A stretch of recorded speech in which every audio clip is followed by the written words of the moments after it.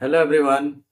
आज मैं आप लोग को NMMS यानी national mean cum merit scholarship की परीक्षा 2026-27 के बारे में अपडेट बता रहा हूँ। इसमें मैं ये बताऊंगा कि इसमें कौन कौन सी चीज़ों का, कौन कौन से डॉक्यूमेंट का यूज़ करना है और यह प्रक्रिया कितने चरणों में है, तथा इसमें एक नया चीज़ क्या आया हुआ है। तो ये सारा पूरा प्रक्रिया मैं आप लोग को बताने जा रहा हूँ। इसके बारे में पूरा डिटेल बताने जा रहा हूँ। NMMS यानी नेशनल मीन्स का मेरिट, इसको हिंदी में कहेंगे तो राष्ट्रीय आय एवं योग्यता आधारित छात्रवृत्ति परीक्षा जो 2026 और 27 के लिए आयोजित की जाएगी, वह जो है स्टार्ट हो चुकी है।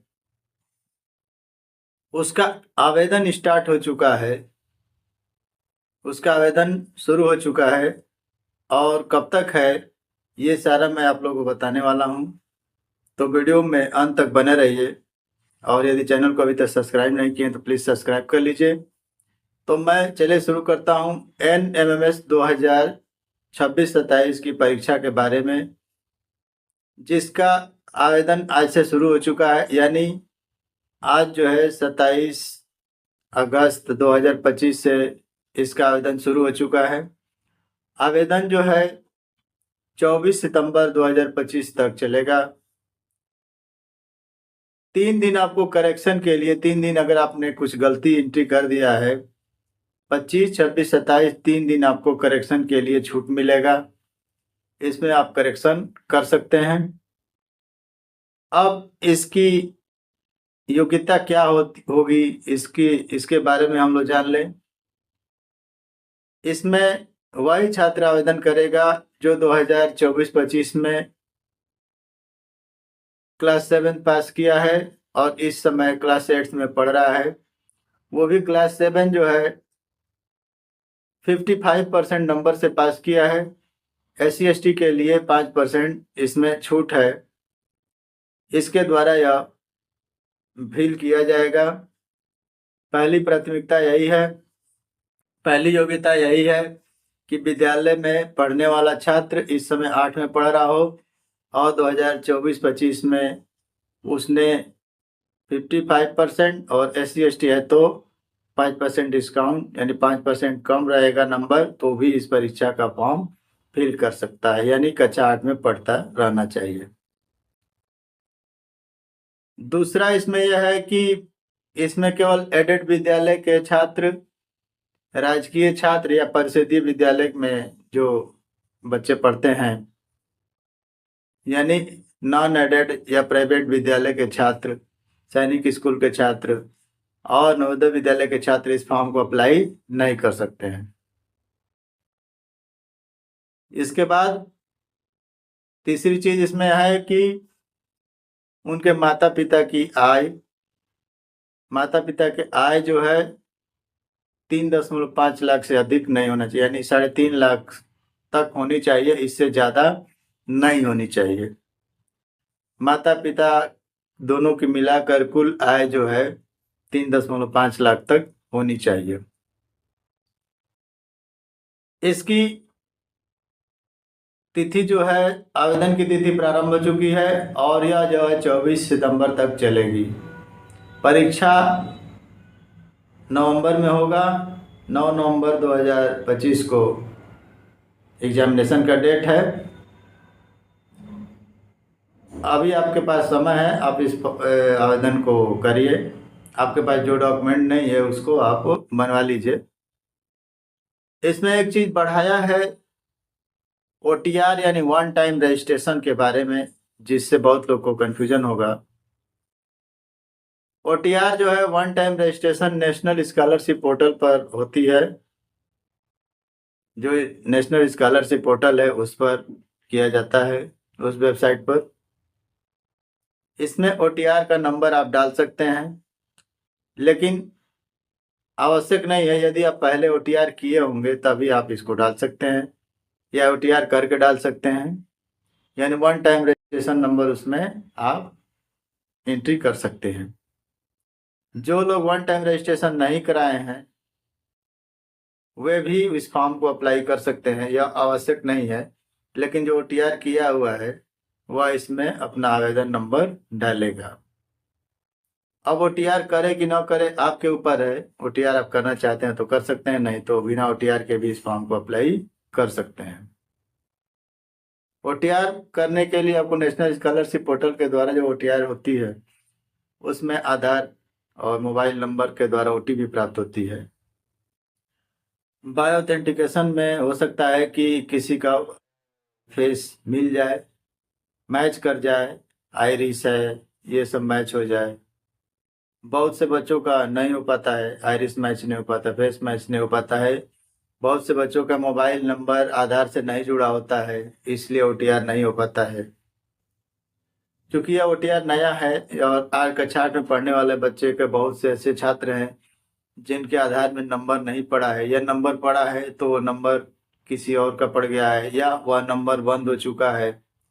तो जब तक आपका नंबर नहीं रहेगा, जब तक आपका फेस फेस जो है क्लियर नहीं रहेगा, तब तक OTR नहीं हो पाएगा। मोबाइल नंबर भी आवश्यक है आधार में। तो यदि आप चाहेंगे तो आप करा सकते हैं, मोबाइल नंबर आप उसमें एंट्री करा सकते हैं। मोबाइल नंबर आप आधार में एंट्री करा कर आप OTR कर सकते हैं। लेकिन अब इसमें अगर जिसके पास नहीं है वो OTR नहीं भी करेगा तो इस फॉर्म को अप्लाई कर सकता है। OTR एक इसमें नया ऑप्शन बढ़ाया है वन टाइम रजिस्ट्रेशन, कि वन टाइम रजिस्ट्रेशन यदि आप कर रहे हैं तो आप इसके रजिस्ट्रेशन को नंबर को डाल दीजिए, या नहीं किए हैं तो कोई दिक्कत नहीं। आप बाद में OTR जब आप एग्जामिनेशन पास कर लेंगे तो उस समय आप OTR करेंगे, जरूरी नहीं है OTR। आज जो करने के लिए इच्छुक है उसको मना भी नहीं है, वो कर भी सकता है, OTR कराकर अपना नंबर डाल सकता है। हाँ, ये है कि OTR में सारी चीजें अब लिमिटेड हो जाएंगी। अब जो नाम, पिता का नाम, माँ का नाम, डेट ऑफ बर्थ ये सब दिया हुआ है, अब इसमें करेक्शन की किसी प्रकार की संभावना नहीं रहेगी। तभी जाकर आपका फॉर्म जो है, यदि आप फॉर्म अप्लाई करते हैं, क्लेम फॉर्म अप्लाई करते हैं क्लास 9, 10, 11, 12 में, तो आप इस फॉर्म को आवेदन कर सकते हैं, तभी आपका सही माना जाएगा। तो जो 26-27 में एक OTR जोड़ा हुआ है, उसमें लिखा हुआ है कि यदि आप NSP पर OTR किए हैं तभी आप कर सकते हैं, अगर नहीं किए हैं तो बिना OTR के भी आप फॉर्म को अप्लाई कर सकते हैं। OTR आवश्यक नहीं है, OTR आप छोड़ सकते हैं, और नहीं तो OTR करा कर करिए, और लेकिन उसमें किसी प्रकार का संशोधन नहीं होना चाहिए। किसी भी चीज में आपका नाम, पिता का नाम और उसमें वो संशोधन नहीं होना चाहिए, तभी आप OTR उसको कराइएगा। या जिसका आधार वगैरह सही हो, मोबाइल नंबर ऐड हो, फेस वगैरह सही हो, पुराना आधार ना हो, वो OTR करा ले। यदि नया है, अपडेट कराना है, तो वो OTR कराने की आवश्यकता नहीं, क्योंकि यह टाइम जो है लिमिटेड है। 24 सितंबर तक ही आप इस फॉर्म को अप्लाई कर पाएंगे। तो आप OTR अगर करा सकते हैं, अगर सही है तो करा लीजिए, नहीं तो बिना OTR के भी आप फॉर्म को अप्लाई कर सकते हैं। 27 अगस्त से लेकर 24 सितंबर तक फॉर्म को अप्लाई किया जा सकता है। 3 दिन आपको 25, 26, 27 आपको करेक्शन के लिए मिलेगा, आप करेक्शन कर सकते हैं। अब इसकी वेबसाइट बता दें किस वेबसाइट पर आपको एंट्री करना है। इसकी वेबसाइट है entdata.co.in। यह जो है परीक्षा नियामक की वेबसाइट है, इस पर आप फॉर्म को अप्लाई करेंगे। अब इसमें कई स्टेप हैं, कई स्टेप में फॉर्म फिल होता है। सबसे पहला स्टेप है कि आप रजिस्ट्रेशन करिए, पूरा नाम यानी name, father name, mother name, और OTR है या आधार, ये सब आप पूरा फिल करिए। एड्रेस, आप स्कूल का नाम, स्कूल का एड्रेस, आय प्रमाण, जाति का प्रमाण अंक, इसके बाद सारा कुछ फिल करने के बाद माता पिता का एजुकेशन, उनका ऑक्यूपेशन, परिवार में इनकी संख्या वगैरह जोड़कर तब जाकर आप उस फॉर्म को अप्लाई करेंगे। तो पहले रजिस्ट्रेशन करेंगे तो रजिस्ट्रेशन नंबर आपको प्राप्त होगा। जब आपको रजिस्ट्रेशन नंबर प्राप्त होता है तो आप क्या करते हैं, आप दूसरे स्टेप में आप उसको डाउनलोड करते हैं, यानी आप सर्वर से अपने कंप्यूटर या मोबाइल में लेते हैं। यानी सबसे पहले हम उसको डाउनलोड करेंगे, इसके बाद उसको प्रिंट कराएंगे। प्रिंट कराने के बाद हम अपने विद्यालय के हेडमास्टर साहब से जाकर उस पर साइन कराएंगे। यदि सब कुछ सही सही है, नाम, पिता का नाम और आपका कैटेगरी जो आपने फिल किया है सही है, तो आप उस फॉर्म को वहाँ पर जो सर्टिफिकेट, एक क्लास 7th का सर्टिफिकेट बन के आता है, वह केवल जो है एक नंबर उसमें परसेंटेज डाला जाता है। वहाँ पर जो हेडमास्टर साहब हैं वो अपने रजिस्टर से मिला लेंगे कि लड़का 55% से अधिक है, और साइन मोहर करके उस बच्चे को वह डॉक्यूमेंट दे देंगे और वह जो है जाकर उसको अपलोड कराएगा। डाउनलोड करके प्रिंट कराने के बाद प्रधानाचार्य से साइन कराने के बाद उसको फिर वेबसाइट पर अपलोड कराना है। अब वेबसाइट पर जब अपलोड हो जाएगा तब दूसरा स्टेप आपका, तीसरा स्टेप आएगा। हाँ, अपलोडिंग का तीसरा स्टेप है। पहला स्टेप है रजिस्ट्रेशन, दूसरा स्टेप है जो सर्टिफिकेट है उसको डाउनलोड करना, और तीसरा स्टेप है उस सर्टिफिकेट को अपलोड करना है। इतना कार्य करने के बाद अब वहां पर हम लोग कास्ट, ये सब चीजें करेंगे। लेकिन जब स्कूल का हम लोग सर्टिफिकेट लोड करते हैं तो उस समय हम लोग इनकम सर्टिफिकेट जो है, जो मैंने बताया कि 3.5 लाख तक होना चाहिए, 3.5 लाख तक जो है आय प्रमाण पत्र, इससे ज्यादा का नहीं बना होना चाहिए। अब और अभिभावक के आधार से बना होना चाहिए। अभिभावक के आईडी, आधार आईडी से इसको जब बनाएंगे तभी जाकर वह इसमें अप्लाई करने योग्य होगा। स्टूडेंट के आप आधार आईडी से नहीं बनेगा, अभिभावक यानी माता पिता के में से किसी एक के आईडी से इसको बनाया जाएगा। और टोटल जो है माता पिता की जो इनकम है, अगर भाई बहन है तो सबकी इनकम जोड़कर 3.5 लाख तक होना चाहिए, इससे ज्यादा नहीं होना चाहिए। तो यहाँ इनकम सर्टिफिकेट हम इसमें अपलोड करेंगे। इसके बाद छात्र का फोटो अपलोड करने के बाद छात्र का सिग्नेचर यानी नाम लिखकर उसमें अपलोड कर दिया जाएगा। छात्र अपना नाम नोट करेगा, उसमें अपलोड कर दिया जाएगा। इसके बाद यदि आप कोई छूट पाना चाहते हैं, जैसे कास्ट संबंधी छूट है, दिव्यांग संबंधी छूट है, और स्वतंत्रता सेनानी के अगर आप वार्ड है तब इसको आप फिल कर सकते हैं। हाँ, जाति प्रमाण पत्र आपको लगाना पड़ेगा, दिव्यांग सर्टिफिकेट आपको लगाना पड़ेगा, और फ्रीडम फाइटर, यदि फ्रीडम फाइटर अगर चाह रहे हैं कि फ्रीडम फाइटर वाला आप अपलोड करें तो फ्रीडम फाइटर वाला भी आप अपलोड कर सकते हैं। अब इसमें कास्ट, दिव्यांग और फ्रीडम फाइटर तीनों चीजों को लोड कर सकते हैं। हो सकता है कि कोई कास्ट कैटेगरी जो है ओबीसी, एससी, एसटी का हो और फ्रीडम फाइटर हो। इसके बाद दिव्यांग अगर कोई हो तो वो भी अपलोड कर सकता है। केवल फ्रीडम फाइटर हो और किसी और कैटेगरी का हो तो वो भी अपलोड कर सकता है इसमें।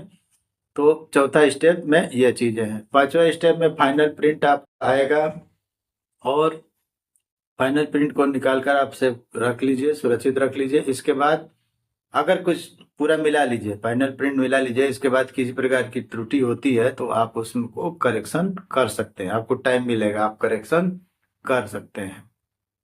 ठीक है। इसके बाद ये परीक्षा का जब समय आएगा तो परीक्षा के समय के कुछ दिन पहले आपको एडमिट कार्ड यानी आपका परीक्षा का पत्र मिलेगा, उसको आप ले जाकर परीक्षा दे सकते हैं।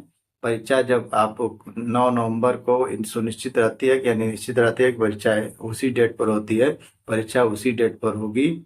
और यदि आप इस परीक्षा में, जब इसका रिजल्ट आता है तो इस परीक्षा में यदि आप यानी टोटल जो मेरिट लिस्ट है उसमें आ जाते हैं, तब आप क्लास 9th में जब एडमिशन लेंगे तो 9, 10th, 11, 12 आपको 12,000 यानी 12,000 रुपया हर साल प्राप्त होगा। लेकिन उसमें भी एक कंडीशन है कि आपको जो है 60% नंबर लाना है। 60% नंबर आपको जो 9, 10th, 11, 12 में, 12th की तो आवश्यकता ही नहीं है, 9, 10, 11 में आपको 60% कम से कम नंबर चाहिए। और 60% अगर SC ST हैं तो 5% उसमें भी आपको छूट मिलता है। तो इस तरह की चीज़ों को आप लोग अप्लाई कर सकते हैं। तो ये जो है NMMS 2026-27 के लिए जो जो क्लेम फॉर्म है उसके लिए ये परीक्षा आयोजित की जाएगी। इस परीक्षा में जो पास होगा वही क्लेम फॉर्म को भरेगा।